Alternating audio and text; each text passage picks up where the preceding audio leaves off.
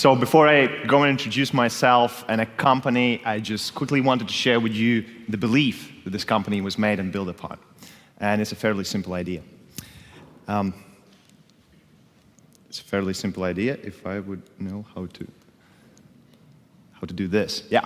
So when we are thinking about electric vehicles and how we charge them, we automatically think about this distributed charging. So that is a home, office, parking lot, and so on.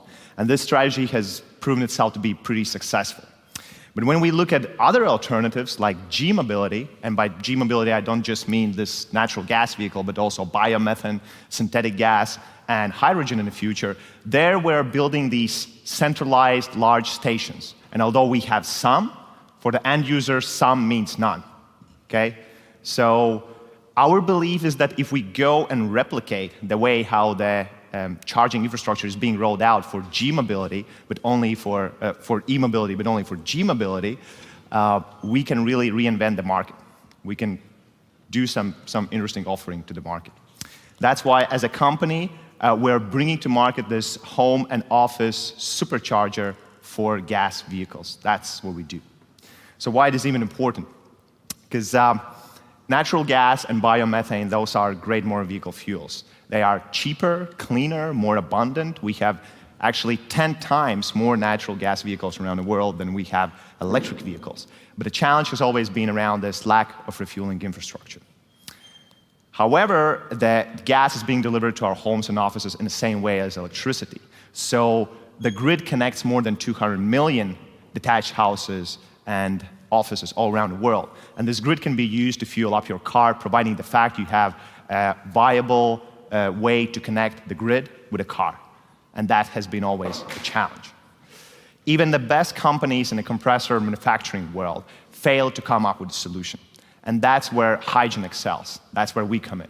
So in Hygen, we have came up with a new technology to compress gas which uses a liquid as opposed to mechanical piston. And therefore, we were able to, number one, increase the lifetime, the service-free lifetime of the unit, therefore decreasing the total cost of ownership of it. But then we were also able to incorporate a storage system in it. And now we're able to fuel up your car in your house in a matter of 3 minutes. And that is not something you can do with an electric vehicle, right? And yes, we know it's less expensive to operate an electric vehicle on a kilometer basis, but that comes at a substantial price premium at a day one, right? And providing the fact you don't have an access to subsidies, that becomes a pretty high payback period, which is not very attractive to most of us. But the main message here is that if you pair the natural gas vehicle with a biomethane or synthetic gas, actually what you get is the same environmental footprint as pairing an electric vehicle with a windmill. So it's not about decarbonizing the car, it's about decarbonizing the grid. That's a completely different task. So for the gas utilities, this has proven to be a very interesting new market. In the same way as for electric vehicles have created the market for electric companies. Now the gas companies can tap into their infrastructure and really deliver this fuel right at the doorsteps of your house at a price which is 40% less than the price of gasoline today. No subsidies, nothing, okay? And by doing that, they're able to sell 5 times more of their core product, which is gas.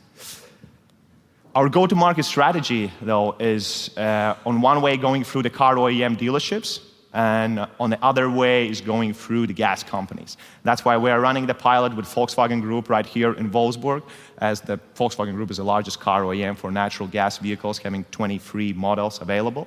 And on the gas company side, we are running the pilot with Gas Technology Institute out of Chicago, United States. So now, utilizing that result of those pilots, we are setting up the commercial scale partnerships all around Europe with the largest gas companies. Of course, the major part in this is played by our team. So we have just hired a new CEO for the company who was the former vice president of large compressor manufacturing company.